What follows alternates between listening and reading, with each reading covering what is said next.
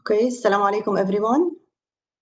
This is Sahar Shamsuddin, CPD specialist at Qatar University, KU Health. I'd like to encourage you to visit our website regarding our upcoming events at KU Health CPD upcoming events.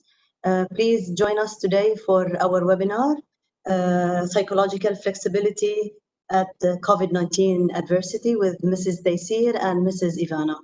Welcome everyone. The mic is yours, Mrs. Ivana. Hello, good evening or good afternoon to everybody. Thank you for joining us. We're very happy to have you. Although it is a time of adversity, the idea is that we can move from this and learn from our experiences and being flexible around how we navigate our life, respecting our values in a way that will be in the same time flexible, but also psychologically beneficial to our soul. Regarding the Q&A session and questions will be delivered in the end of my topic and after my colleagues as well. But you can feel freely, whatever you have a question that you don't want to wait up for 60 minutes to deliver, please communicate with us in a chat option.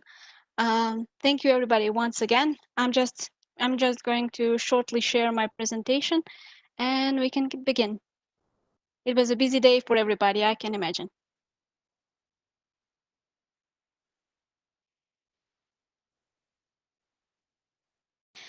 So as you can see, my name is Ivana Mergan. I'm a Croatian.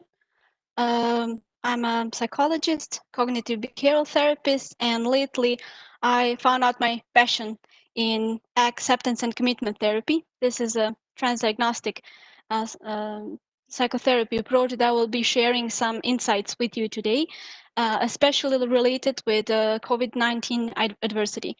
I work in Al Ahmadani Medical Center. We have a psychology department now, and I'm happy to share my knowledge and experience with ACT therapy that is, really proved very beneficial during these difficult times. So the idea is for today to share a brief aftermath, but also the lasting effects of what had happened during the COVID and what it brought to us as a community. We'll then define briefly what is psychological flexibility. We'll try to touch base on some theoretical basis, empirical data that shows efficiency in terms of ACT interventions, how they can be beneficial during those times. And then we'll follow through with the basic steps that are informed in ACT principles in order to mitigate poor mental health outcomes in terms of COVID adversity. But before we start with any of that, as I'm a practitioner, I just wanted to share a bit of a brief experiential exercise that is called dropping anchor. If there are any therapists or psychologists that conduct counseling here, it is probably something that is very similar to grounding techniques in dialectical behavioral therapy or mindfulness practices. It has some elements of that. So please do join me. So you can either put your gaze somewhere in front, not focusing anything in particular, or close your eyes, so whatever you feel more comfortable with. And I'll just start. So first, try and see if you can push your feet hard into the floor. Push them down. Feel the ground beneath you. Try to sit forward in your chair, feeling the spine getting elongated, feeling the chair beneath you, noticing your back supporting you. Now slowly press your fingertips together, and as you do that, move gently your elbows to the sides, and you can feel the tension in your shoulders. Now take a moment to acknowledge a difficult moment that is connected with COVID, or maybe more of them, or the last instance when you had a chance to see how it limited and affected our quality of life. There's a suffering and struggling there, Didn't ask for it, but it is there. Try to silently acknowledge what it is there. If there is a stress, some kind of a worry, waves or anxiety, painful memory, urge to maybe hug somebody, and it's not possible because it's not socially responsible. So whatever it is connected with COVID, try to acknowledge it. And wherever that pain is, wherever is it situated in the body, that it also a body around the pain. A body that you can move and control. So let's do that. Try to straighten your back again. Notice your whole body now. Your feet, your hands, quads, arms. Wiggle your shoulders a bit. Or move your head left or right. Now also look all around the room. What are the 3 things that you can notice? You can see. 2 things that are maybe around you here that you can touch. Is it a paper, your phone, the textile? And notice us here together, doing something that is important. Okay. Thank you very much for joining me in this exercise. In the comment report and chat, you can either comment or share your experience, or we can comment it in the end of my session. Whatever you prefer is okay by me. So this is something that we would use and is very efficient when it's a range of difficult emotions pouring in like waves, and they're quite frequently intertwined. We would feel anxious about what COVID brings us, and maybe a bit worried about the future, you know, feeling a bit of a guilt, like that we are traveling or whatnot, something that other people are maybe not even able to share. So it is always a mixed bag. And when it happens, it is frequently quite useful to do a grounding exercise. Okay, so I just wanted to follow on briefly in terms of what happened there and what is waiting for us in the future, and what is our situation just now. What is now a fact of life, and also empirical data shows it, is that COVID is associated with a great deal of psychological distress and poor mental health outcomes. They're usually connected with anxiety, increase in depressive symptoms, and great deal of stress. What is also, I would say, quite burdening for us in the health sector, but also for the families. With the people that already have some kind of a mental health issue or disorders, they're struggling even more because typical coping mechanisms that you would be using are reduced and quality of life is lower currently, yeah? And the idea is they would struggle even more. So how we get there, yeah? The crisis that is upon us, going in parallel with the health crisis and pandemic is also a psychological crisis, yeah?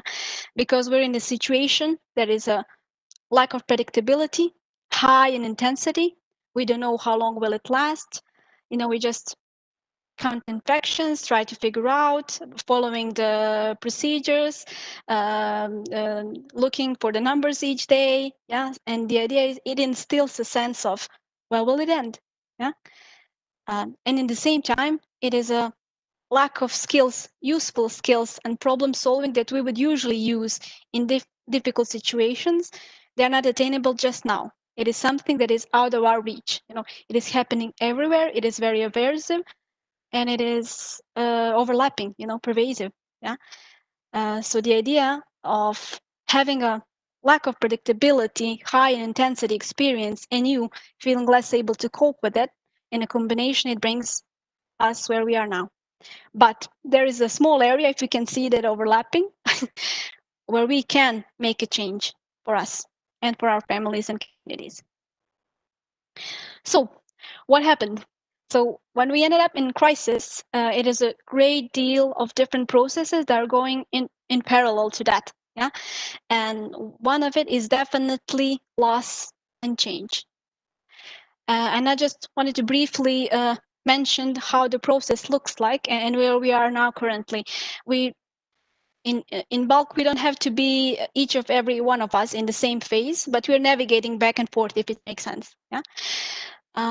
So the idea at first, you can imagine, if you can remember how it looked like in February or March, the idea was it will pass soon. It will blow away, or it would get less intensive during the summer days and everything, that because the lack of information that we had just then affected how we're behaving, what we're expecting from the disease.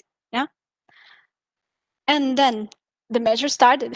Some people would feel that it was too restrictive, you're a bit worried, but you didn't see or hear much of, let's say, cases in your vicinity. So it looks like something that is, out there, but not so connected with your personal experience. Yeah.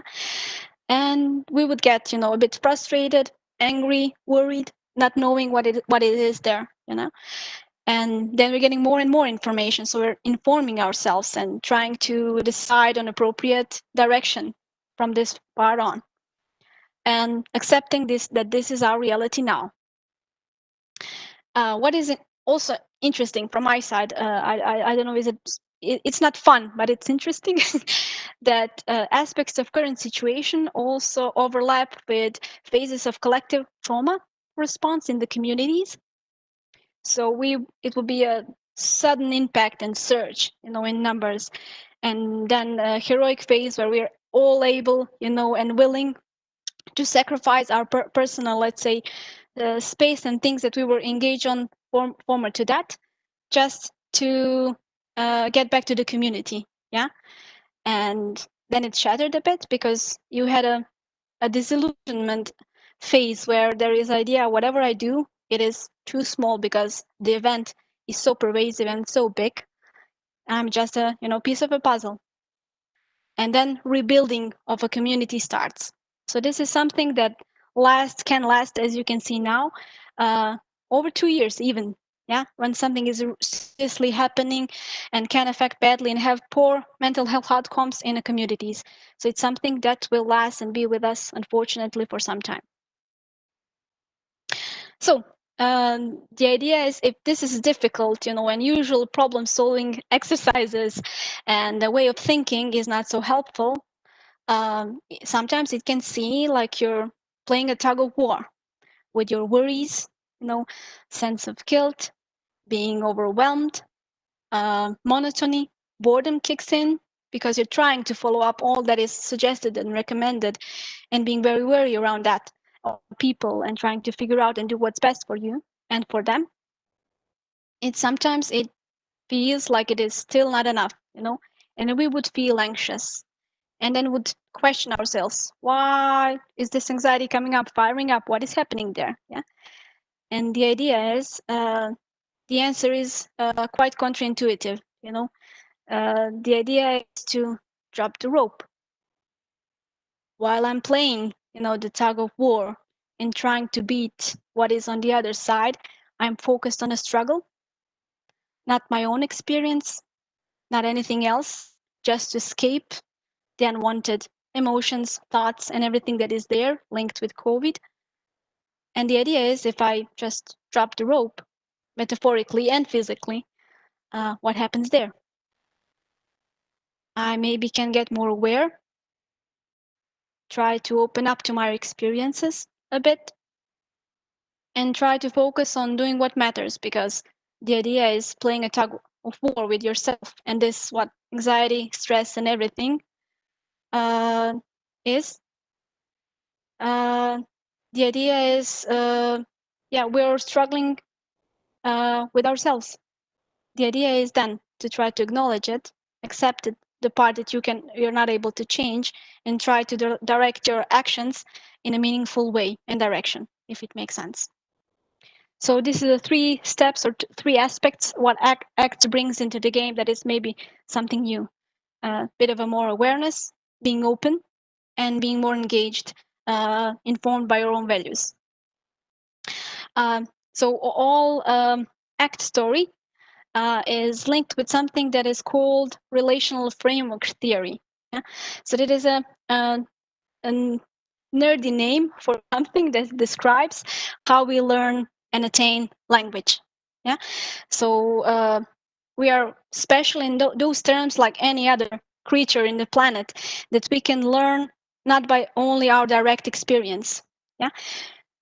So if you share it with a child, you know, how one, second, third bird looks like, it can create a relational framework of how animals that are feathery with a beak are called. Yeah. So even if he's from Europe, let's say, and sees the parrot in the zoo for the first time, he will be able to say and notice that's a bird. Yeah. So although he didn't have this exact experience, you know, he's able to collect it from his, you know, prior experiences and form a network around it, even if he didn't have it up until that point. Or for example, should you have a very, let's say, bad experience with a retailer in some specific brand, you can get notice that you have uneasiness when you walk about and see that exact specific store. Although nothing happened in that specific store, it was just your bad experience with a person that was in the place that was on the store. It kicks in, you know. It is like we're able to invite our embarrassment or the first unsuccessful presentation, yeah, like it's happening here and now, although it was, you know, maybe 5, 10, 15 years ago. So the idea is, it is a very beautiful thing, a very strong thing that we can do, but also it brings back a bit uneasiness, negative experiences, difficult emotions that we really usually trying to avoid. Yeah? Although it's not directly conflicted or connected, you know, we learn that it is something that is a bit dangerous.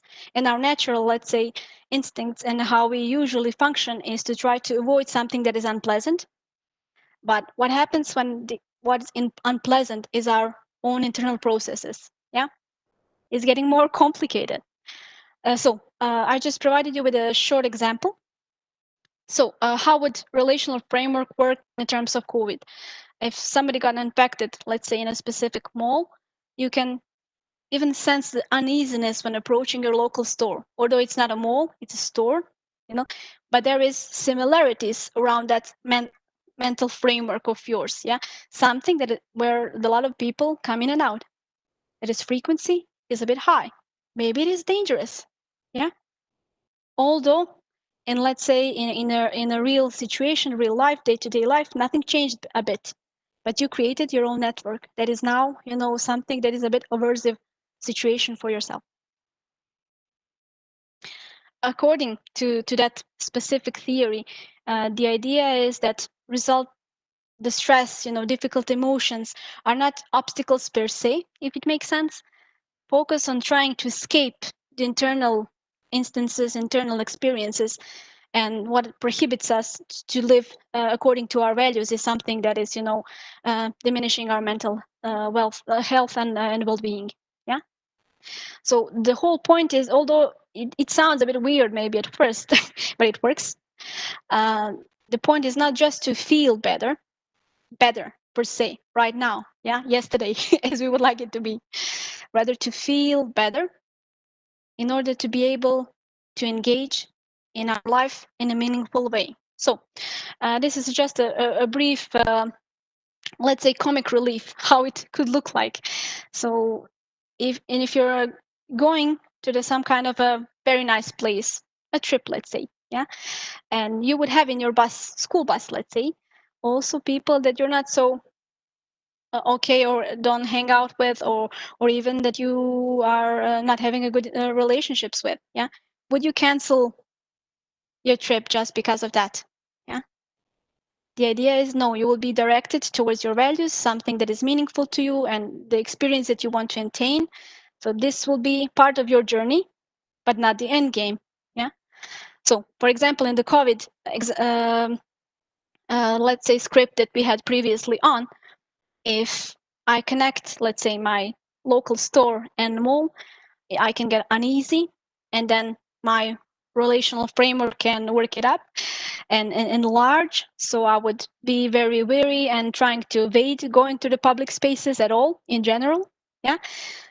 So it affects my life more and more. Like you would have a muddy hands, yeah, and whatever you would touch, it is get a bit of glimpse of that and looks like that, and it starts to yourself starts to feel like an actual situation that you are worried about or anxious about or stressed about. Yeah, like it's happening here and now, and it is your own thoughts, your own emotions, yeah, your own internal processes. So what is ACT? ACT is what you just heard is a theoretical background, a clinical practical implication of relational framework therapy. A theory is acceptance and commitment therapy. So this is third wave behavioral therapy. It's mindfulness informed. It's not linear, so you can start in any corner of the model that there's no protocol to navigate. And it's transdiagnostic, so it means that it fires up and focuses on underlying factors that all psychological difficulties would share. For example, as a clinician, you would, let's say, know that probably or usually people that are anxious for a great deal of time usually get also depressive symptoms. Yeah, so there are underlying sharing factors that let's say affect both states that are now diagnosable. But beneath of that, there is something that can be focused and targeted in transdiagnostic model, even without specific let's say diagnosis that would come into place. ACT is focused on psychological flexibility, and it is engaged in 6 parts of the process. The idea is you can start from every corner. We call it hexaplex or diamond, you can call it. And there are 3 main instances. One is to being present and open up. That includes acceptance and diffusion. The second one is to being present. So figuring myself as a context, not as a content, and being very mindful about what is happening here and now. And the third bit is values and committed actions. So doing what matters, if it makes sense. So 3 larger groups, but 6 processes, if it makes sense. Acceptance, opposite to that, is experiential avoidance. That is something that I already described, if you remember, like being a bit worried and worried about going to your local store because you feel uneasiness around the mall. So the idea, I'm trying to escape my own memory of my own experience, if it makes sense. Yeah. So it can bring you in more of a trouble than help you. Yeah. Diffusion is being caught up in our own train of thoughts. Like maybe it is dangerous, maybe it isn't. Maybe if I go to this store, but not this store because this is not so frequent location. Why I'm even thinking about it? Maybe not to do it altogether. If it sounds familiar, yeah. So this is called diffusion, when we're entangled with our own cognitions, like it's happening here and now without having a full picture and being able to detach. Like this is thought that I'm having, is it helpful? Is it serving me or not serving me? Yeah?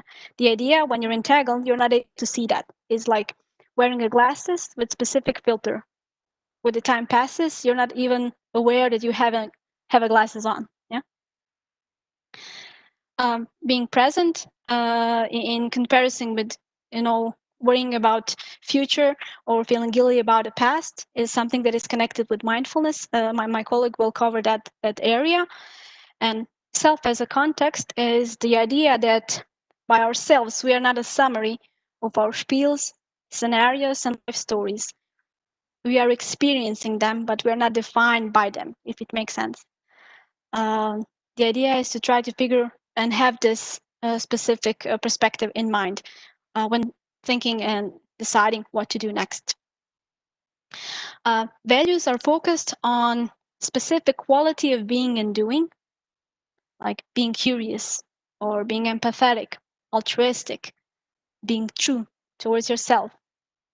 to self-actualize. So these are values that are something of a guidebook, yeah, in comparison to goals, in terms of when they're achieved them, it is done. Value is something that is like a wanted direction in your life, something that guides all of your steps. So it is, let's say, more flexible, less limiting, and all committed action should be rooted in our basic values. This is, let's say, a recipe if you have it all. Psychological flexibility and dance around in it in a flexible way.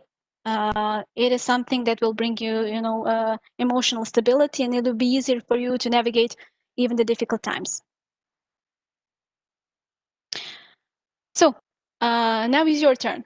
So what I brought just here is a kind of a ACT matrix that is like a graphical showroom how ACT functions with the clients. Yeah. So the idea is you will always have away and forward moves in your life, and forward moves should be informed by your values. Everything that goes and sends you away from them, it is a way move. And we have two types of experiencing, as we just said, something that is out there in the real world, let's call it, and something that is mental experiencing, as diffusion, as being caught up in a difficult emotions and these kind of things. Yeah. So the idea is to try to devise what is there, on the level of your mental experiencing and what is out there in the open, if it makes sense, and how to navigate it flexibly towards your own values. Yeah. So I did a brief screening on myself in terms of how I'm feeling now and what is happening to me just now in a personal and professional level. Yeah. And the idea is I'm having frequent self-critical thoughts like I should do more, engage more, feeling a bit irritable when I'm not able to do that. For example, when I'm tired or have a bad quality of sleep. Something that clinicians frequently experience is empathy fatigue. And then it intertwines with me ignoring my needs, giving up because I think that, I'm not able to do that, being disorganized because I'm a bit fatigued and irritable, which feeds into my stress. So it's going in circles, if it makes sense. Yeah. The idea is what should I do is try to be present and engage in the situation here and now, not ruminating about the future, and maintaining good life-work balance. You're not able to pour from an empty cup. Yeah, everybody, I'm sure my colleague as well will say the same. Yeah, so the idea is how to access that in ACT terms will be, doing timely breaks and anchoring from time to time, grounding myself when I feel overwhelmed, being mindful and acting on purpose, remembering for each week what was my committed actions, what was my value that week, and did I achieve that? So this is, for example, how it can look like when you're working with a client and trying to, let's say, unpack what is currently happening and how to navigate it in an ACT terms. So in terms of COVID and navigating this this difficult phase that we're in, how psychological flexibility can help. The idea is opposite. Psychological inflexibility, trying to avoid our difficult feelings, having difficult thoughts, being entangled into them. It was connected with stress, anxiety, depression symptoms, and the opposite was for the people that were screened as psychologically flexible. So they had reduced stress, anxiety levels, depression levels, and increased well-being. And this was also true after the pandemic and current the pandemic. For the phases and countries that experience, let's say, low rates, but also high rates. Yeah? The idea is it is significantly associated with greater well-being because you're not only tending to how you're feeling and what is happening just right now, and that me feeling out of control, misplaced, bored maybe, or guilty, that is something that dictates my committed action, if it makes sense. Yeah, I still can do things, although this is the world around me. It has changed a bit. Okay. So what I wanted to finish up with is something that is a set of practical steps informed by acceptance and commitment therapy. It is created by a colleague. I think it's Australian practitioner, lecturer, Dr. Russ Harris. And this is a form that the idea is, and it is very, very cute. It shows you as face COVID. Yeah. So the idea is to focus on what is in your control, acknowledge your thoughts and feelings, come back into your body, engage in what you're doing. Yeah. So ACE bit, like acknowledging thoughts and feelings, coming back to our body and engaging, was a grounding strategy and technique that we used in the beginning, if you remember. Yeah. And then the COVID bit is focused on committed action, opening up to our different experiences, connecting with our values, and doing what matters in a set time. And this is identify resources and limit exposure to social cues and use, in disinfect and distance where you can. Thank you. Yoo-hoo! For me, it is very difficult as being a practitioner, not having the direct feedback, if it makes sense. Yeah. So thank you for that. Yeah, for that feedback. Yeah. So the F bit, focus on what is in your control. I really find it useful in working with kids, adolescents, to the older age, to try to do this little doodle, for themselves in a situation that they found occupied, overwhelmed, and distressed, to try to figure out what is there, what is currently happening in my mind. My mind is a chatterbox. It does what it does best, produces thoughts.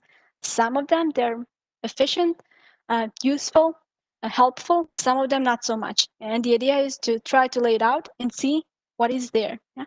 So I put a bit of a thoughts that can happen or occur during the COVID phase, yeah, that we could frequently have, like economical situation, great level of stress are frequently associated with low quality of sleep.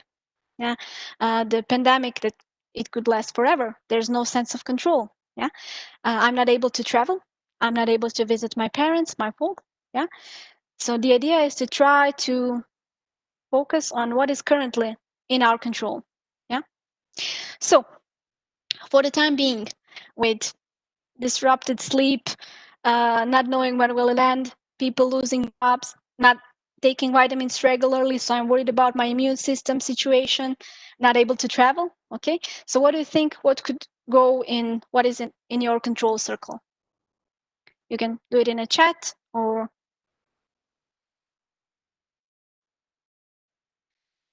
Yeah, the idea is sleep pattern. Yeah. So there are some things that can be, let's say, influenced, but not completely controlled. Uh, this is something that is, connected with, let's say, sleep patterns. So you can increase and improve your sleeping hygiene, if it makes sense, trying to get to bed and on the same exact time, waking up in the same time, trying not to drink tea or coffee before you go to bed. Try to reduce physical activity at least 2 hours before you go to sleep, and these kind of things. Yeah. So you have influence over that, but will you sleep or not? That is, still questionable. But yeah, vitamin control, taking zinc, selenium, vitamins that we know they are approved to be something that is, helpful for our immune system to fight back everything that is there, not just COVID. Yeah, so that is something that is in our control.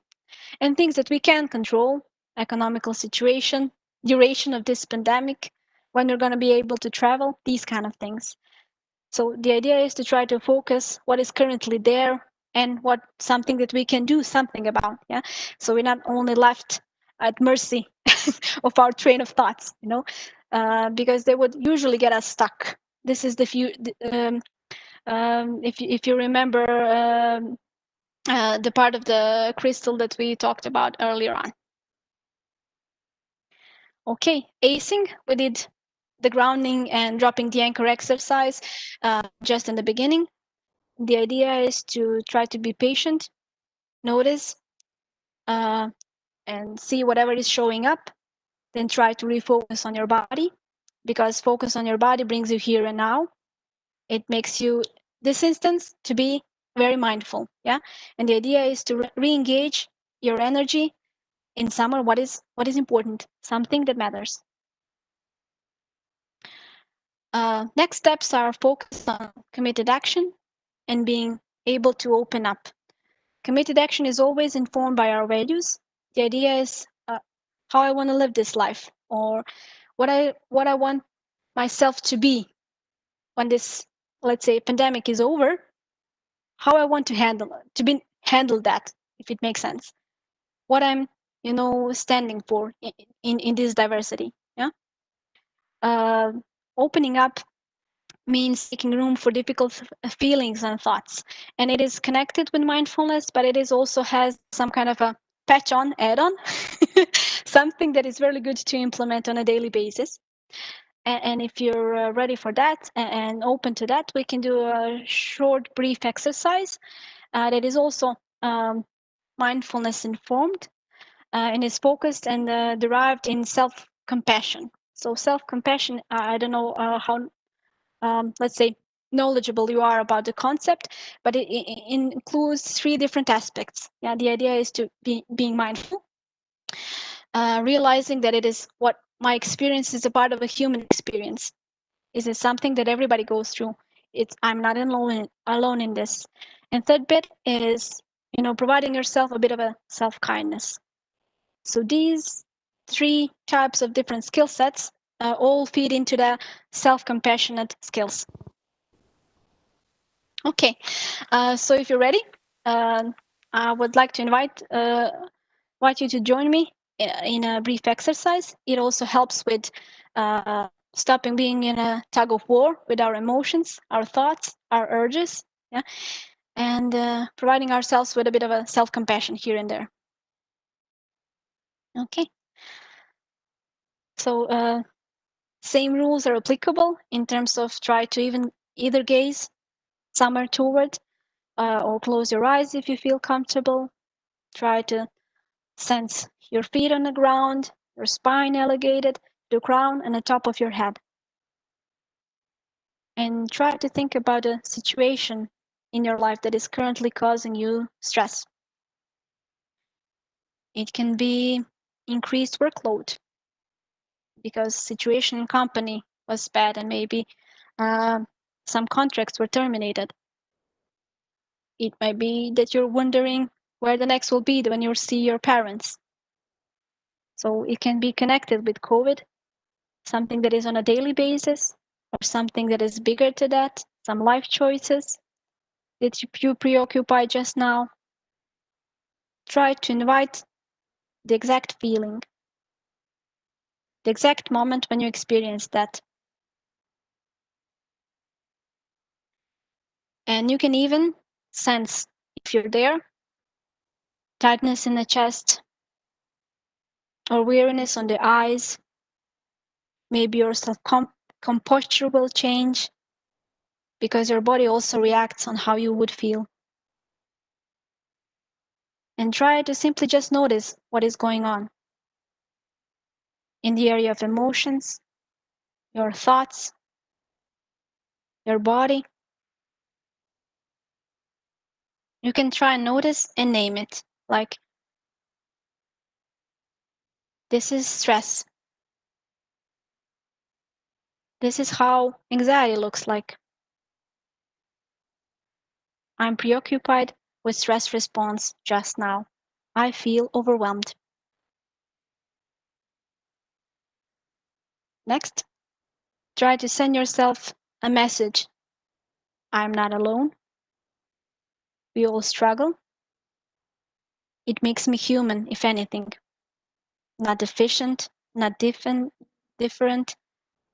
not unworthy. Now try and put your hands over your heart or wherever you feel comfortable. Try to feel the warmth of your hand, the gentle touch on your chest, and say, may I be kind to myself. May I give myself compassion that I need. May I accept myself as I am. You can even try and imagine that specific person that you know that holds you dear, wants you the best, and wants to keep you safe, is providing you a big, warm hug. And how your body reacts to that.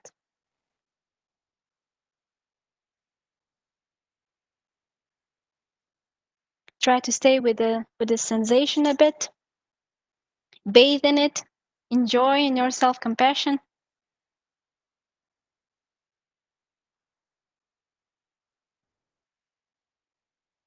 Okay, thank you. Thank you very much. Okay, and this is the last bit. I'm trying to finish up on time and to cover all the steps. So now we're in the end game of the protocol for facing COVID that is connected with our values and basic steps that we can undertake to, let's say, be mindful around our community and our own physical health. The idea is how to try to figure out how to inform our further steps and our further actions is to try to find what kind of values are we holding dear, yeah, in different areas of life. So you can try and do for yourself, even for one aspect of your life, try to play it like you're shooting darts, yeah. So we're having a border with the different aspects: work and education if you're a student, leisure time, personal growth, and relationships, interpersonal relationships in general, yeah. So if you're in the bullseye with your values just now, yeah, rate, it is probably so it will vary in different aspects of your life, yeah. If you are on the outer reach of the board, maybe you can try and instill a bit more values that are for sure there, but you're maybe not living up to them just now. Yeah. So if I would like to mark mine, let's say, I would say with my leisure time that I'm doing quite good. So I'm almost in the bullseye. I'm trying to exercise frequently, listen to webinars that I find interesting, try to read more about topics that are interesting to me, not just COVID, because empathy fatigue kicks in, as you know. But I would say that maybe with my personal health, I'm not doing so good. For example, I'm avoiding going to hospital for a regular checkup. And this is something that I need to improve. I feel a bit of an uneasiness with that. So you can see how it can be helpful in terms of trying to map out and navigate what is there and where I can instill a bit more values and committed action that maybe is still now laying low. Yeah, I hope this was useful to you. There is also a great video exercise, Face COVID, that is narrated and animated, narrated by Russ Harris himself. So it is very informative and short, very nice to share with your clients. It is 5 minutes long, I would say. So hopefully you liked it. I tried to implement some ACT interventions and practices in the protocol that is assigned, let's say, to this COVID times, let's say. Okay, let's see how I'm hanging in. Oh, great. Thank you very much. I'll just stop sharing my presentation and we can have a discussion. I'll check the chat. I was too anxious and focused on the presentation, so sorry if I missed something. I will try and engage just now. Okay. That was the answers for circles of control. Okay. Stay well and stay ACT. we'll try and do so. Okay, so in terms of the process, in terms of theoretical inputs, in terms of model itself, do you have any questions? Something that piqued your interest, or something that you would like to know more about?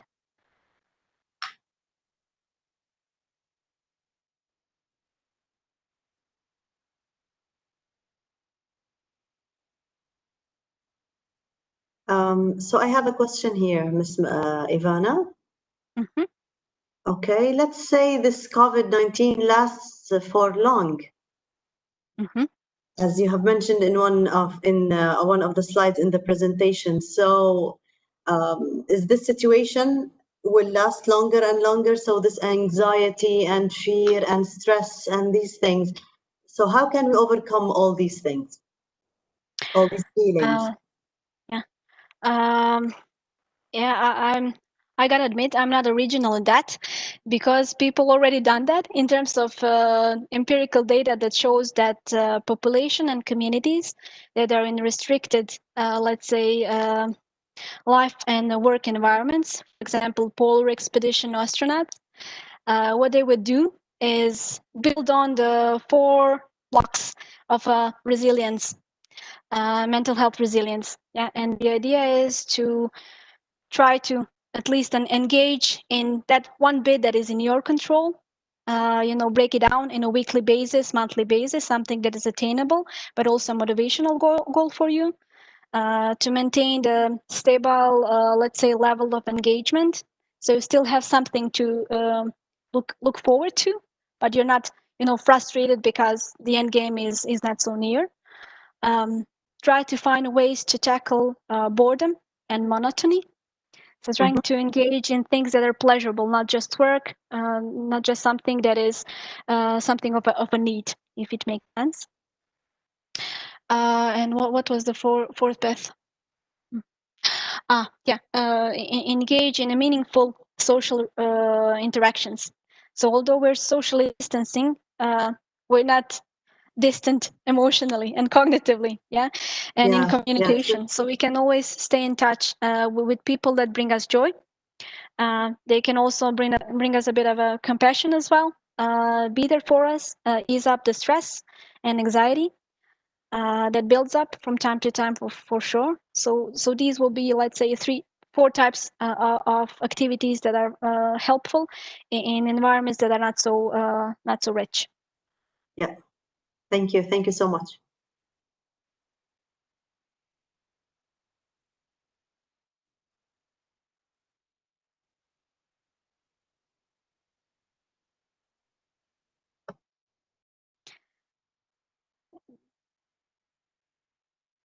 Thank you very much, Ivana. Like, I remember in March, or when the first, when everybody was so anxious and everybody was just like, webinars were all over the place. And I remember, like, we were just searching for the best scientifically based protocol. And the reality that it was actually ACT.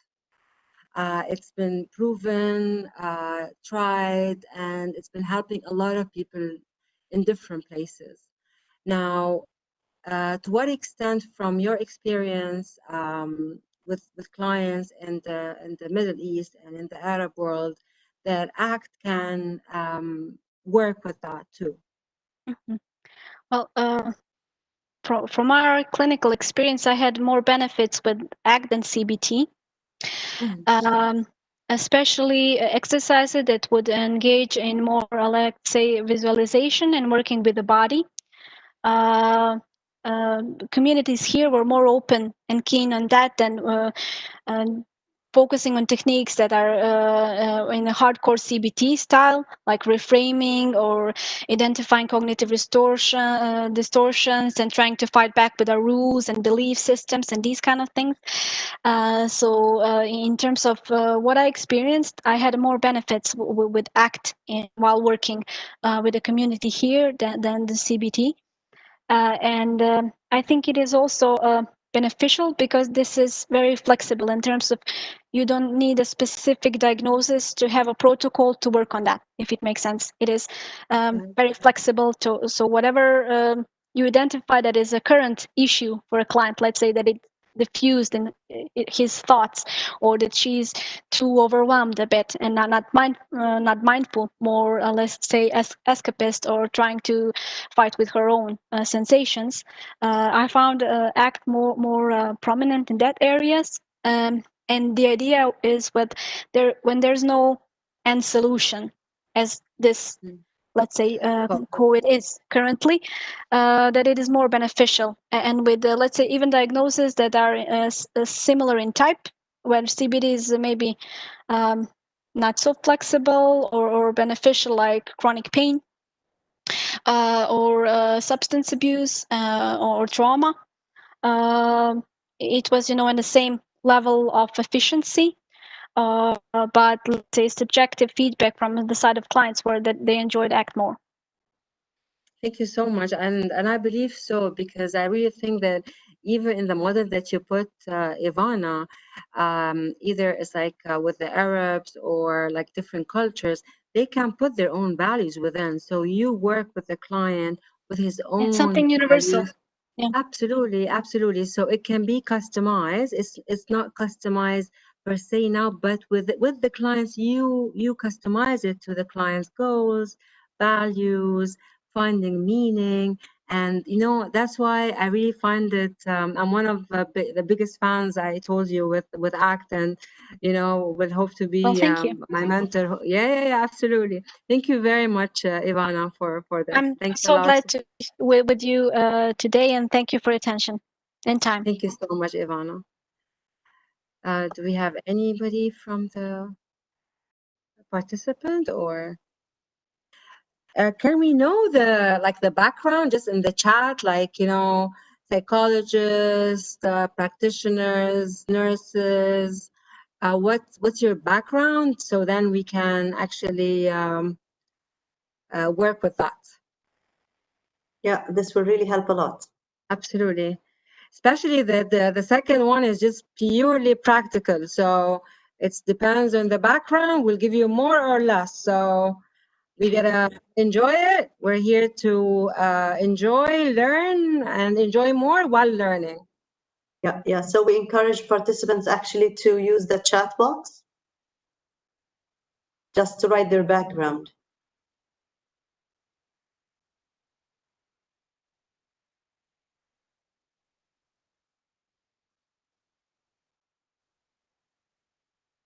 Maybe you can start, Mrs. Taysir, with your background, just to encourage them, start the chatting. All right, so I can write and talk. So Yeah. I am Sudanese. You don't have to write your nationality, but I am Sudanese. Lived in so many places that I had in some point identity crisis. I am actually a counseling psychologist. My background would be trauma counseling. I worked with the UN from 2004 till 2011 as a staff counselor, and now I'm the acting director of the counseling center at Qatar University. So I work with students more. What else my background is? I think that's it. So anybody here can share Sunnis. How many Sunnis in the chat? I wish we can open those cameras. Okay. All right, so we're gonna have a silent meditation. There is a silent meditation, but shall we? Yeah, we have some replies in the chat box. Ah, perfect. All right, where is it? All right, this is Ivana. Started in Care Guidance, fell in love with CBT, now designated ACT user, and a future mentor for myself, right? Khulud and Marie, still student at Public Health. 4th year. Nice to meet you, Khulud. Thank you.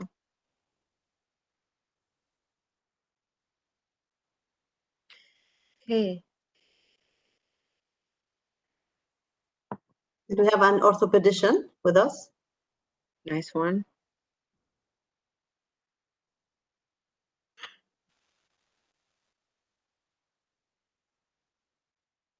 Psychiatric and in a hospital? Oh, beautiful. Psychiatrist. That's nice.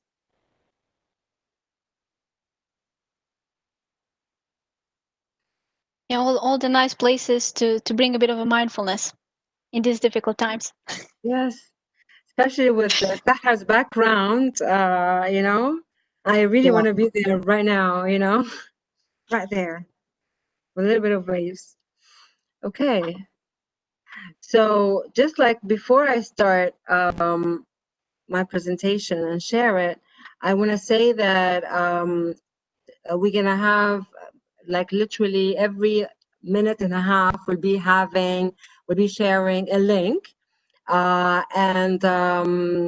There was actually a technical issue, but then it worked on your side because I really wanted you to have the link as tools for you. So we usually do this like we say it, we do it with participants, but then you need it, you know? So it's actually from a problematic issue, it's something good for you. So I'll be sending the link in the chat, so you can just click it. We cannot hear you, so you can enjoy it. And then we'll build in the session. So one link will be 1 minute, and then 2 minutes, and then 3 minutes, and then 4 minutes. I think the maximum you have one is like 5 minutes. Okay? All right, so let's start. No.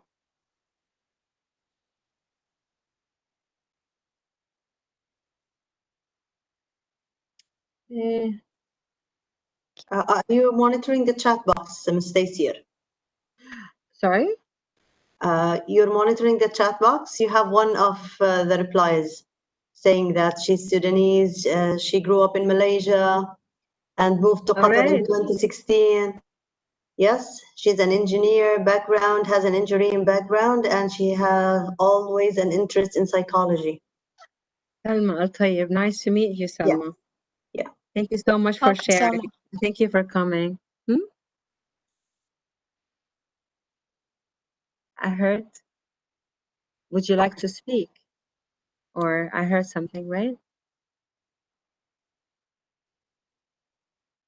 Now, I know it's very difficult to not to be together in one room, but let's hope that COVID will be over. And I remember the research nights that we used to have, Sahar, full of people, and you know, splitting into rooms and 100 people, and then we have in the middle around this time where the break time is like a big buffet. So missing a lot, right? So I really hope that everybody stays safe and healthy, and hopefully this whole thing shall pass, and we'll meet again, inshallah, soon in reality. So it would be much easier to interact. Okay, so I will share. I'm not going to say it's a presentation. It's more of self-help tools after the great presentation that Ivana did. Now it's your time to try and see what works and what does not work for you, and what needs to be customized, what you can relate to. And I would really appreciate your feedback that if you tried before mindfulness. Anybody tried mindfulness before, or yes or no? Just say yes or no. Yes. Any more yeses or nos? Because everything is okay, absolutely okay. They were just, all right, Fatima, yes. Thank you. Salma, yes. No.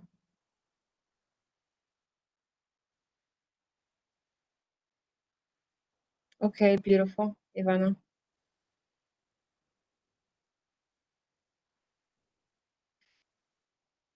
I'll tell you about my experience about mindfulness.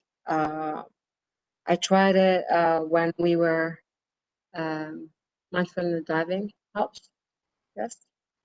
I tried it actually when I was working with the UN 2010. And I remember the first time when my boss actually brought it in, and I was just like completely against it. I was like, it's not gonna, it doesn't work for us. No. This is like, no, it does not work. And next time I was like more receptive. And then I literally slept. You're not supposed to sleep, but I did actually sleep. I was so tired. And then I became a big fan of it. And then I stopped it. And here I am with COVID. I have to say that it was the only thing that helped me.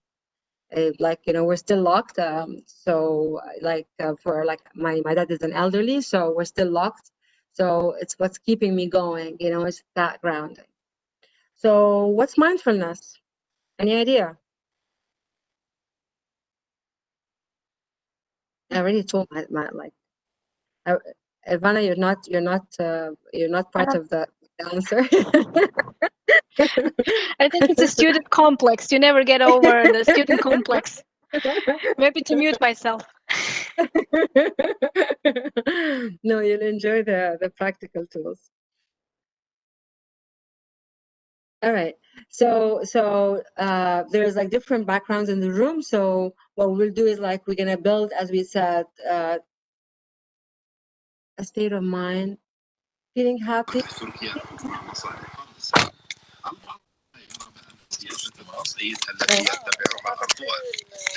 Somebody needs to mute.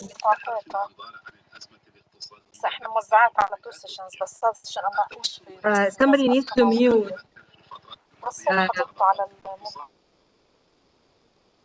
Okay. So thank you so much for muting. So as I said, we're just gonna go through this presentation. We're just gonna give you practical tools of what's mindfulness, what's mindfulness-based cognitive therapy, and what's mindfulness-based stress reduction. You don't have to worry about like, you know, the names, because at the end of the day, I want you to try the experience, and whatever works for you is okay, right? At the end of the day, you'll have like online applications, so you'll know which one you want, and you try them at your place. And then you have the self-help tools, so then you can like learn more and more. So whatever is here, you're actually going to have it in the chat, and you'll be able to practice it. So it's now 7. So again, we should finish like within 40 minutes, plus or minus 5 minutes. All right. So the first one I already put it, but I'll put it again. I don't know how to switch between the. Okay. So I'm going to be in the chat.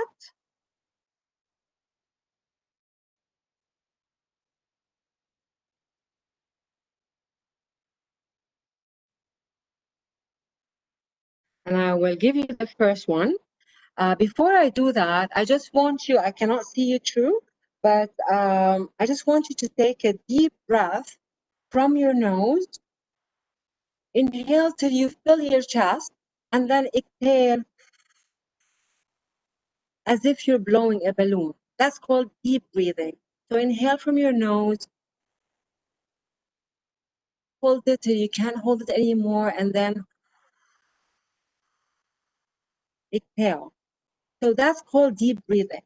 What we will be doing, and what I want you to be actually practicing till we get to define what's mindfulness, I want you to experience it first, is going to be like part of it is the deep breathing, but then when they say just monitor your normal breathing, they're just focused on your normal breathing. You don't have to go, you don't have to do that. You just have to listen to how you, okay? Do we understand like the difference slightly? So I'm going to give you the first one, which is basically 1 minute of cycle of breath. Okay? So I'm going to send it here, I'm going to have it, and then you're going to listen to it.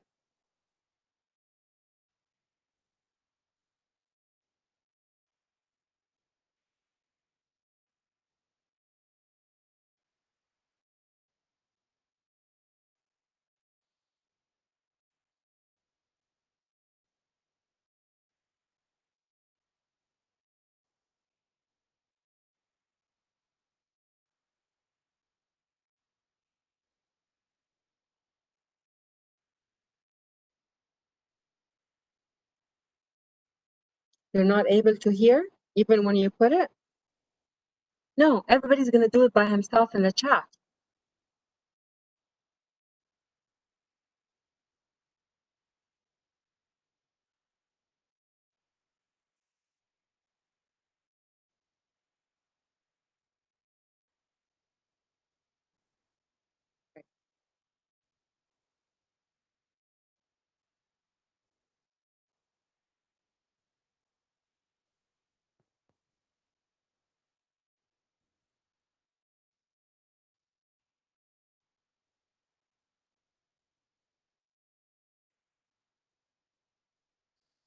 How does it feel to put your full attention to one breath?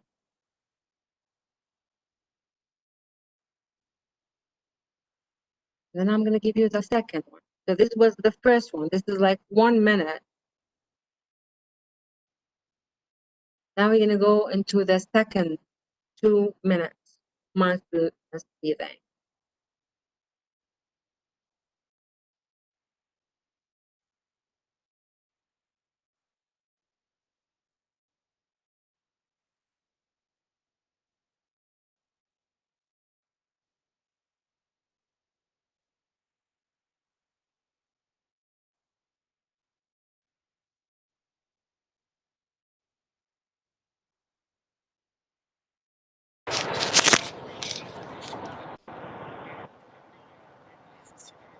Thank you, Michael, for sharing.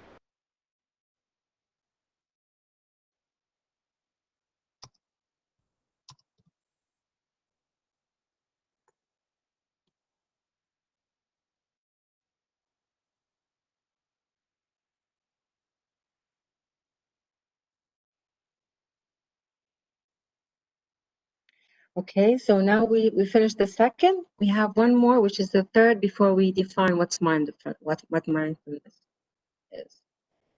All right.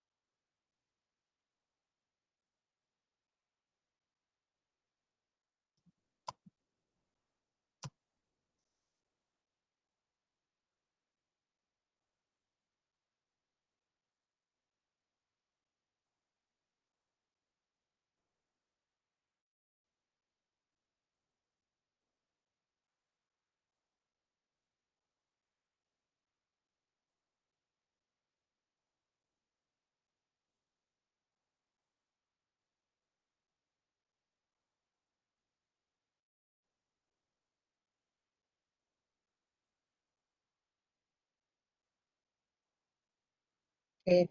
Thank you very much. How it was. It just reminded me of a silent retreat that we had with my friend like 2 years ago in Al Sharq Hotel, and it was a silent retreat from the morning till like 5 o'clock. So I'm glad it was relaxing. Thank you for sharing. So when we went, basically everybody in the hotel knew that these 20 people are there for a silent retreat and they're not going to talk. So basically it was about that. So we walked in and everybody was smiling, and then we nod, and then we go, we do our retreat, and then lunch. Then during lunch, they'll put it, and then if you want anything, you write it down. It was such an experience for me. So right now, I just felt that, yes. Thank you, Salma. So now, what was going on while you were doing those exercises? There was like an awareness that was coming. You were specifically on purpose paying attention to your breath. So whatever thought goes and comes, it just goes and comes, and then you focus on your breathing. And we build it up between like 1 minute and then 2 minutes and 2 minutes and 3 minutes. And so whatever that is, whatever emotion you have, whatever thought you have, whatever happens, you're just focused on the here and now. You're not away to relax, but you're not super alert. So it's that alertness that will make you enjoy the moment of you realizing where you are. You are here in the right of, and like here right now, I'm sitting, and how I'm sitting, how I'm talking, how is my body reacting to the stressor, my facial expression, my breathing coming and going. So that sense of being aware in this moment, in this the here and now, purposely, non-judgmentally, is what we call mindfulness. Now, the formal is what we just did, which is basically the guided meditation. And then we have the informal, which is basically how can we make it a lifestyle? How can we incorporate that being aware, being present, being receptive, being engaged in every moment throughout our life? So it becomes habitual, it becomes a lifestyle. I want to go to the, all right. One of the things that actually I highly encourage you to all to try, maybe tomorrow, since you're already home, before you go tomorrow to any meeting, just pause. Pause, focus on your breathing, know that you're there, you're standing, you're actually opening the door, you're entering. Being that engaged, that aware of the moment will make a hell of a difference in your body, in your feelings, in your thoughts, in your grounding. Again, after you come back from home, I remember once also with one of my friends, we used to call it decompressing. So we come from work and then we decide and that's it. We leave whatever there, and then before we enter the house, we take a deep breath and we start calling ourselves with nicknames. So that formal person at work is a totally different person now that is entering home and actually pausing, breathing, anchoring, grounding, being in the here and now of entering that house, leaving whatever stressors away. Does that make sense?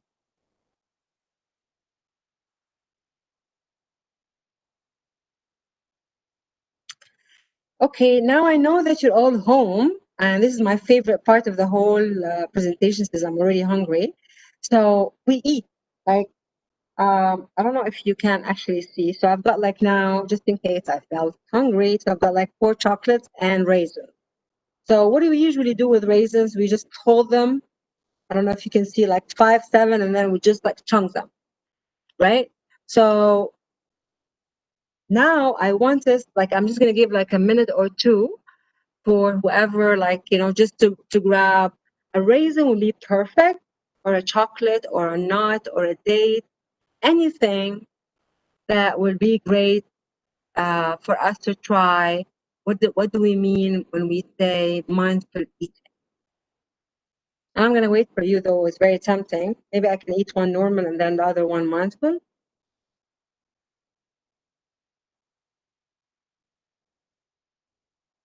Okay. Are you ready?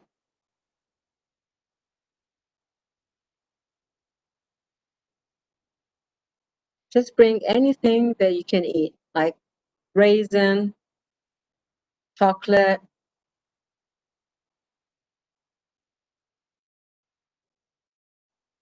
Just let me know when you're ready so we can start together.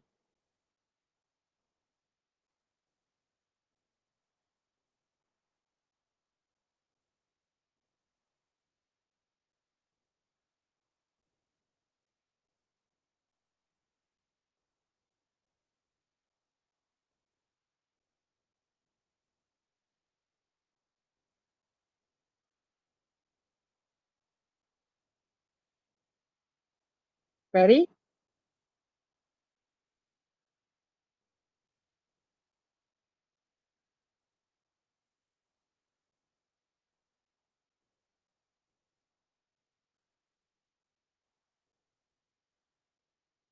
Okay.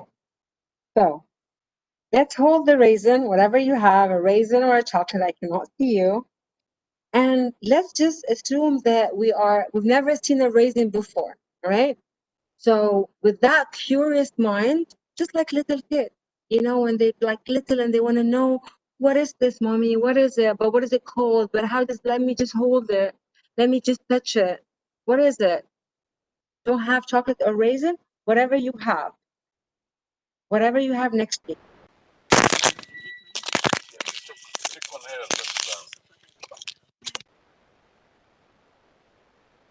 Okay, so basically this is a raisin in front of me. I think Fahad, you're not muted.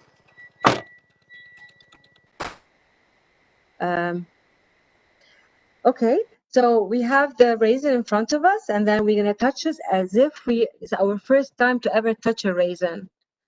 So you just maybe just take it. Is it soft? You know, that curious mind of looking at it, just looking at the shape, the color, the texture. That curious mind. If you were in front of me, I would have like, you know, had your eyes closed and then give you, and then we guessed it. So then you just put it maybe in your lips before you put it in your mouth, just to see what is it. What is it? You're wondering, what is it? Then you put it in your tongue, and maybe you move it from one area to another. You don't swallow it yet. We don't chew it yet. Is it sweet? Is it sour? And then you start chewing.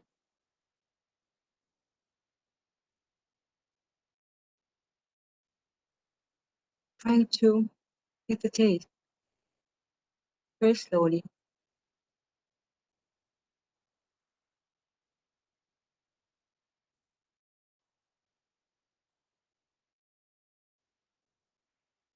And then you start swallowing it and paying attention to where does it go from your throat.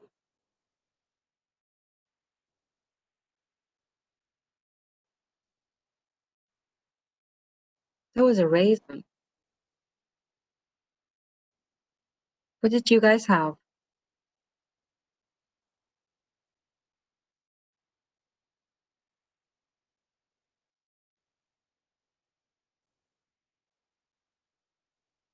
I mean, like if we start approaching the food in such a manner, we don't have to be that slow with it, but it's just that enjoyment of that curious mind, enjoying the moment of eating, knowing that actually we're eating. What are we eating? And enjoying that moment and feeling it gonna make a hell of a difference in everything that we eat, and even on our diet. We're not gonna, like, you know what I mean? Usually How do we eat the raisin? Like this, right? 3 together, right?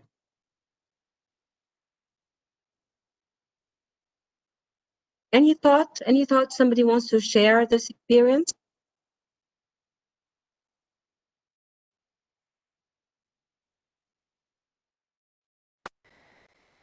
I want to share, Taysir. It was amazing. It's like, we are, in general, we eat so fast, we don't even enjoy the taste. And now when I just followed your instructions and ate my chocolate, I don't even feel guilty that I ate chocolate. On the contrary. Right? Right? It's so amazing. Really, I agree Exactly. with you, Suhad. Thank you so much. I remember the first time I did that, I had a chocolate, actually not a raisin, and it was just like, wow, wow. Yeah, it tastes great because, like, you know what I mean. You're really enjoying it. It has a different taste. curiosity. It had a different taste. بالعافية. Yes. Thank you. Thank you so much, Suad, for sharing. Thank you. Okay. So imagine if we do this mindful listening, all right? We're not going to be able to do the mindful listening while we're not actually together, but I want you to think about it. Think about it today after we finish this, maybe around dinner, and I want you to really be there with whoever you're talking to, be engaged, and see how your body is reacting. Look at this child. I mean, I don't know what she's telling her, but her face is saying it all. Like, her face, her shoulder, her smile. She's really engaged. She's actually listening. She's very mindful. So if we have, maybe we're saying that we need to put the child mentality and enjoy every moment, and live it as a present moment without thinking of that meeting that I'm going to hold or that thing that I have to do. Just the here, the present, the here and now. Now I'm going to give you another focus attention in the chat. 1 second.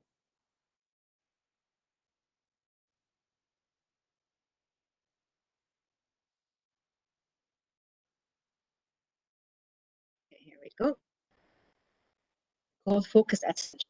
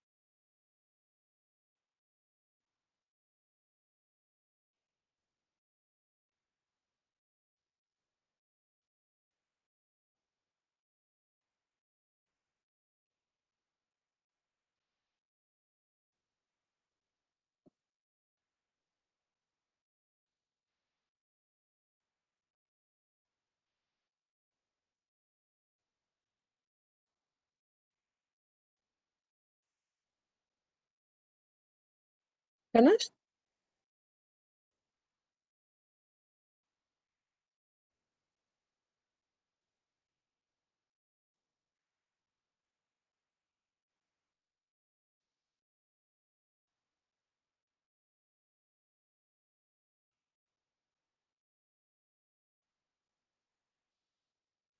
Okay, so now I want you to take just maybe if you're there's a pen next to you, otherwise you can use actually your note. And I want us to try the journaling.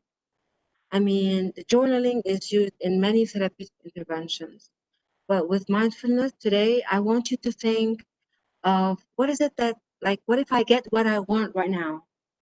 What would that be? And I want you to write, what would that be? I have a million of things. So I want you to start writing those.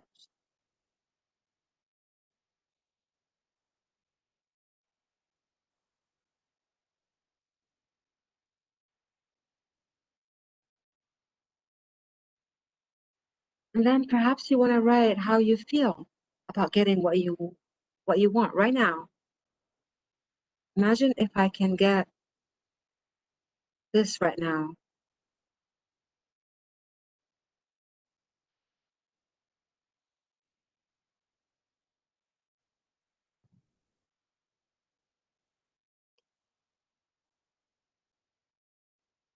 How and where would I notice these feelings? So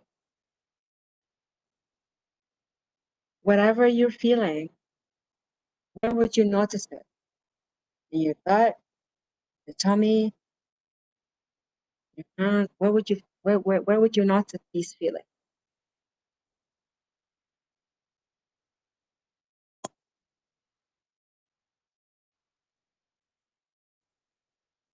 Anybody wants to share?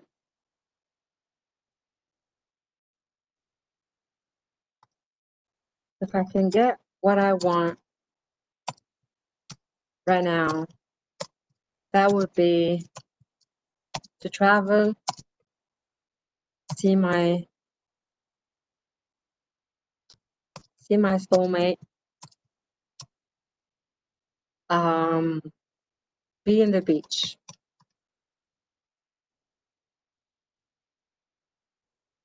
How would I feel? Can't. I mean, just the thought of it, more than happy, excited.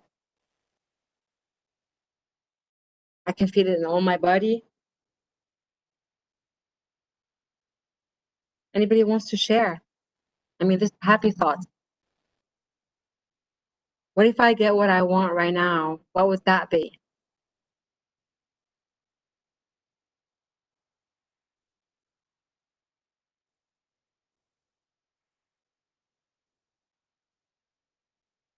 Eh? Yes.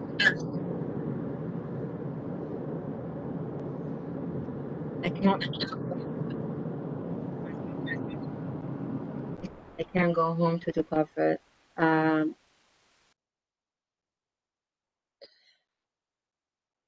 Basil,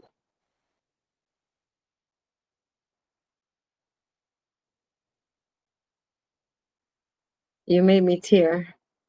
I really hope that you reunite with your daughter very soon. Vivek, be home around the green trees. Beautiful. Feeling of wholeness. That's so beautiful. Thank you so much for sharing.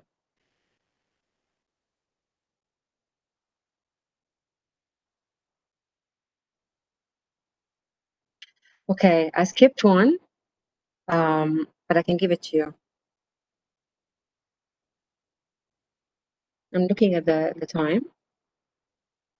I can give it to you, and then you can.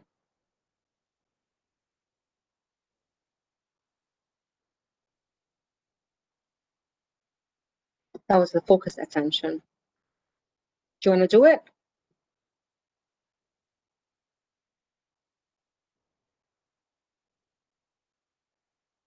You want to be with your family.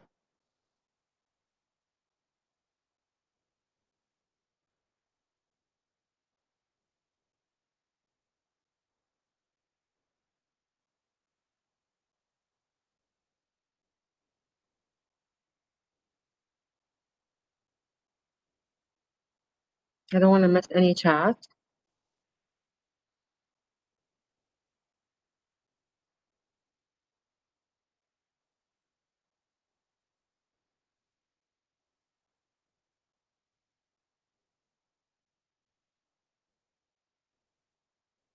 The chats are going very quickly. There you go.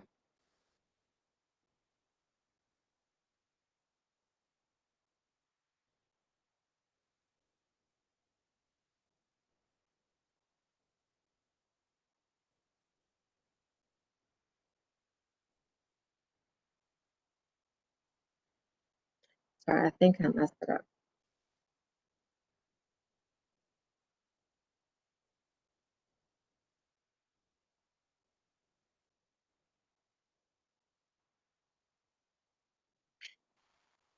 Well, I'm sorry. I'm just gonna stop sharing.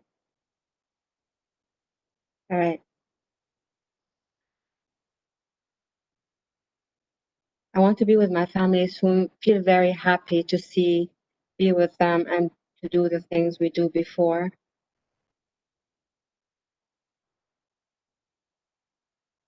Thank you so much for sharing. I really hope that people are reunited and everybody meets with his beloved soon.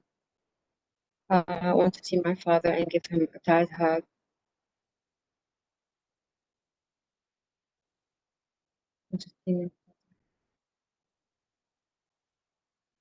I hope that everybody gets to see his beloved and they get reunited. And I don't know if this will make you feel better or not, Jibina, because my father is an elderly, I can't even shake hands with him. So I see him, but I cannot. So it's I don't know if it's even more, but it's really hard also. So I don't know if that will help, but it is. I really hope that things get better and then everybody sees his beloved. So we're gonna do another one. And this is something that is actually well known in all mindfulness exercises. Usually it can take like you build it up, so you can start with 3, 4, and then when you get used to it, you can actually take it to 10 minutes, 20 minutes, and more. And the body scan is a very well-known technique. We usually use it at night, in the morning, and we use it with a lot of our clients as well. And you might want to think about it as, you know, the scan that we do in the airport. So what do? They do a scan. So I want you, whenever you see the body scan, I want you to remember your 3 like major organs, which is basically your head. So you're scanning the thought, your gut. So you're scanning the feelings, your heart. You're scanning all your values. So try it and let me know.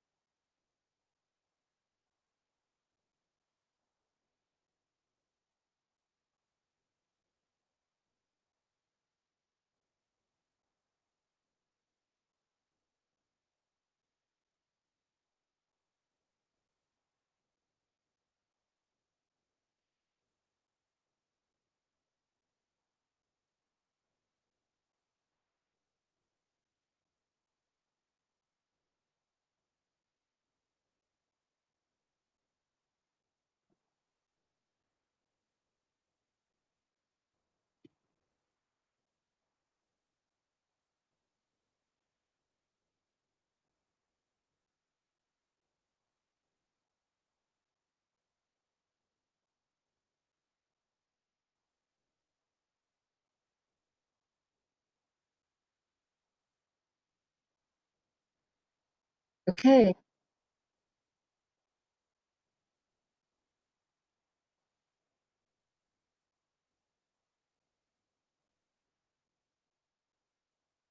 Did we finish? I no longer see the chat.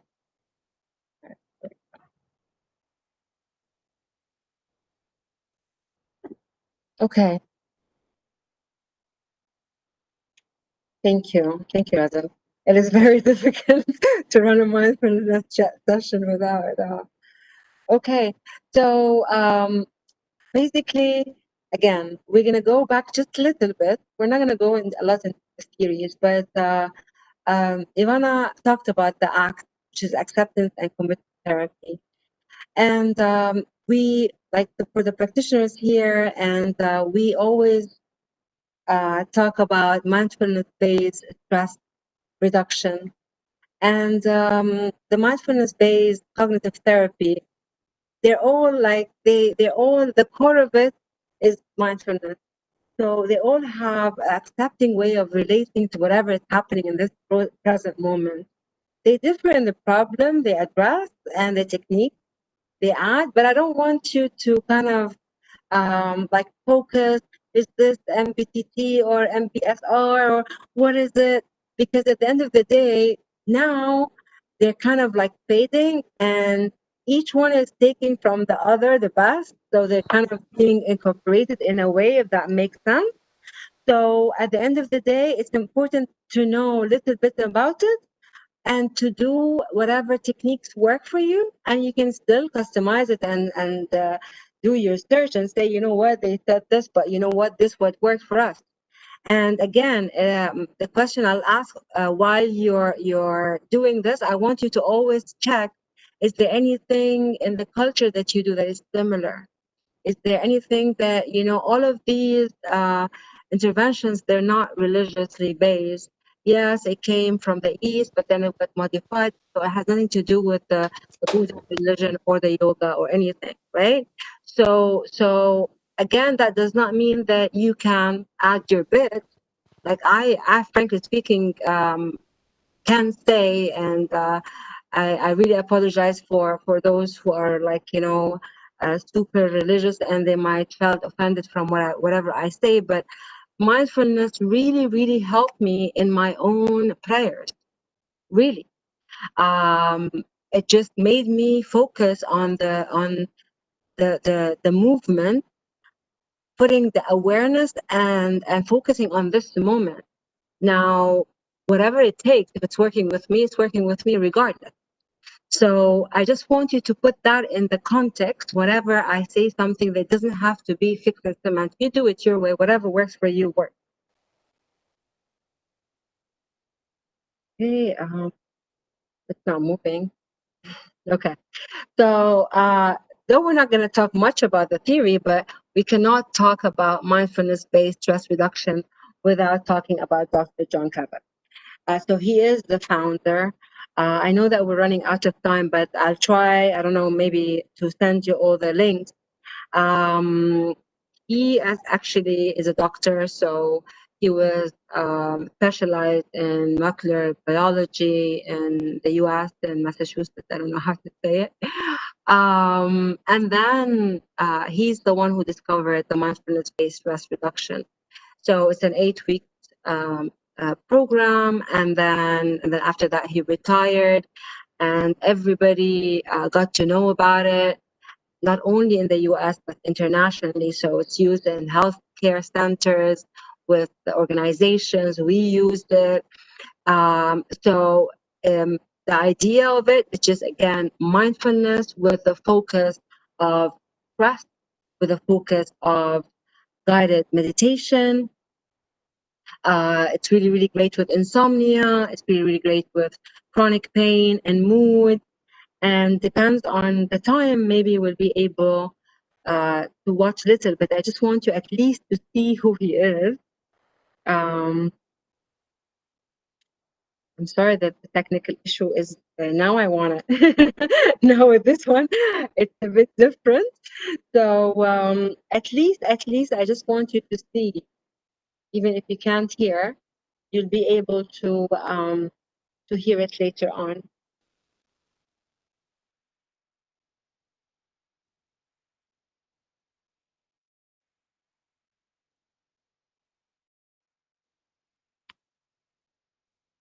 And you never know, things might work. Okay, so he's doing here.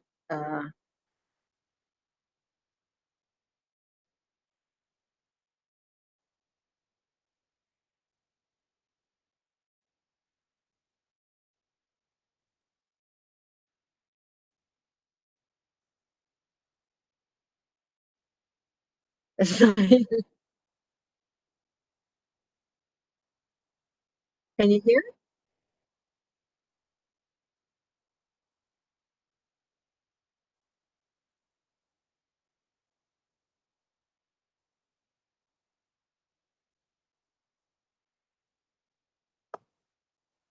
Yes, we can hear you. Ah, perfect.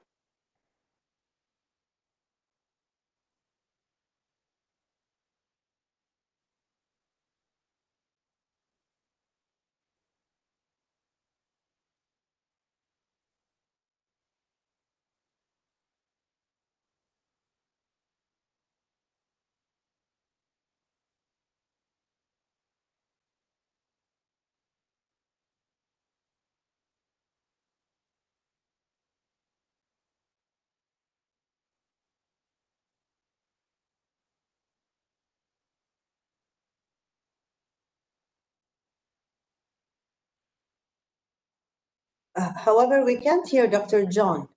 We're not hearing now. We can't hear anything now.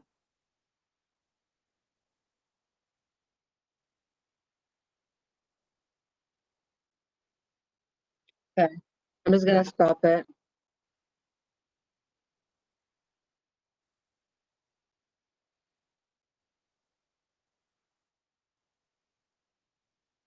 You couldn't share the link with us. Yeah, no, it's just I got caught up with trying to make it work, so now I can't make it stop. Okay. I will send you. It's okay. I'll send you. All right. I'll, just because of the time, I think I'm just gonna send you all the 4 links for now, and then I'll.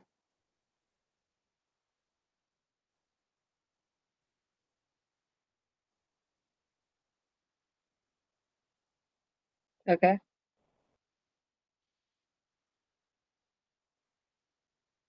Sorry for this.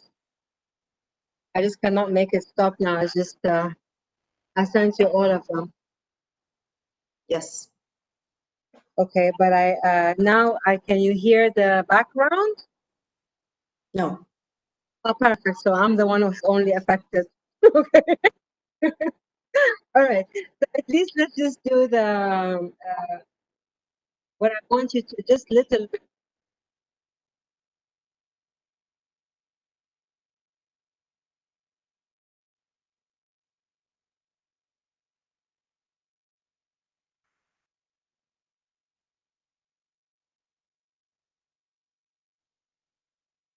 Okay.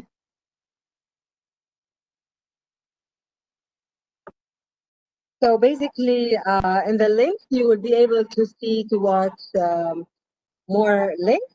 But for now, just because of the time, I just want you I want to go through the mindfulness-based cognitive therapy. So again, the cognitive therapy is known that it's like basically your thoughts affects your feelings, affects your behavior. So with the mind-based cognitive therapy, the focus actually, they want to integrate the meditative process within the CBT method. So the focus is on making the person experience the negative thoughts from the beginning and the low mood and where they see it in terms of the symptoms and reactions, and work with the clients with that. And it will be very clear in the videos that you will be. So the mindfulness-based cognitive therapy is actually very well like used with depression, just like the cognitive therapy. and anxiety. And interestingly, that there was a study done with smoking and craving, and they realized that if they put like people on mindfulness-based cognitive therapy program, within 2 weeks, their craving will reduce, and like 60% of the participants actually kind of reduce their intake for smoking in 2 weeks' time. So that was very interesting with regard to the smokers. Now, back is at the Institute for, he's the founder again for the cognitive behavioral therapy. And now they started actually introducing the mindfulness with the CBT, and you'll also find the link for that. This is also the link that I sent. It shows you how through this, the CBT and integrating mindfulness within CBT, they kind of help the patients with depression not to actually have another episode, and how they can work parallel with medication. So it's not only that increases the treatment and recovery, it actually can prevent from the relapse. So this is basically the first link. This is like, you really need to see it, because this is all the audios, written audio, video training. It's for free. And we use it also a lot. We give it to clients. We give it to friends. It's really, really one of those that it's, if I may say, it's a must just skim and then decide if this something would be useful for you. I put also a couple of applications. So Headspace is something that we use all the time, and like the youth especially, they like it a lot. Calm, these are all applications that you can just look at it. Sometimes there's like different preferences with people, so you find people liking the male voice, the female voice, the soft. So you just have to experiment with yourself and see which one works for you better. And the depression CBT self-help guide is also very, very helpful. I know that we don't have time, because I really want to ask you about if you have any questions or comments, but I really want you to try the path of gratitude, and it's a bit similar to the one that's done, Ivana, with the compassion. It is beautiful. So I really hope that you've enjoyed this, and now we open it for question and answer. I'm just going to stop sharing, and I hope that the video will stop talking, because now I'm having the background. Okay. Any questions? I was just wondering, in terms of cravings and substance abuse and in these difficulties, it proved to be very efficient. So is it usually delivered in group settings, or it's individual work with these type of clients? Okay, so basically it can go both ways, Ivana.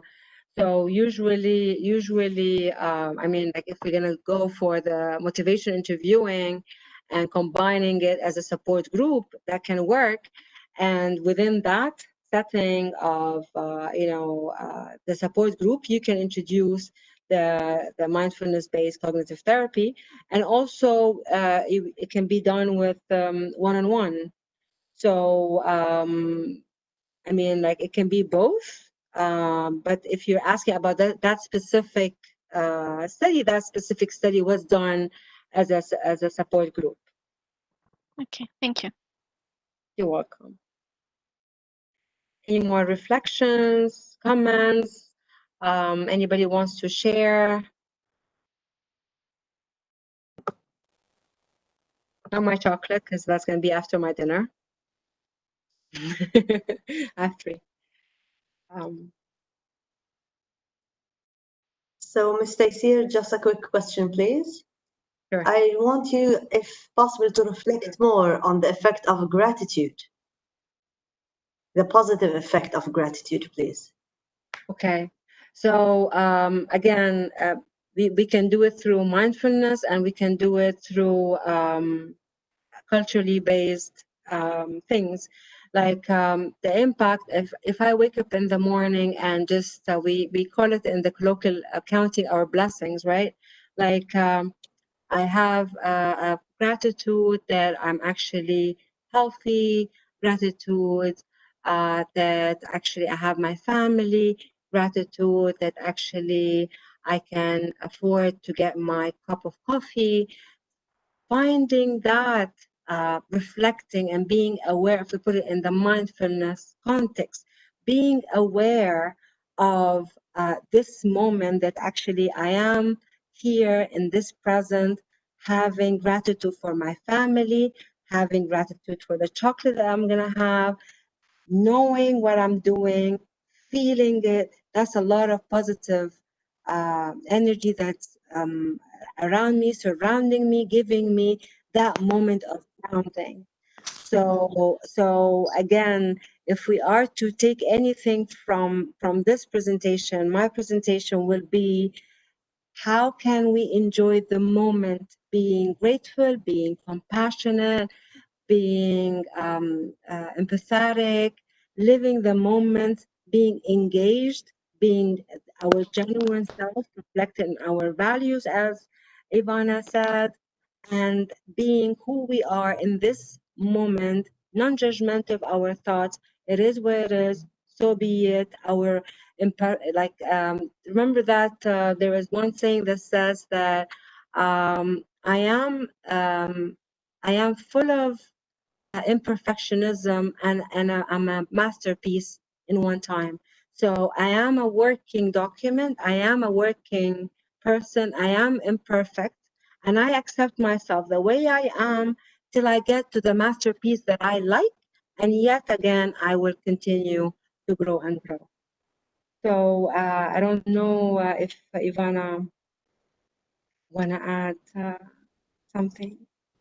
Yeah, well, being grateful and being compassionate is about, as you said, inviting those positive, relational frameworks.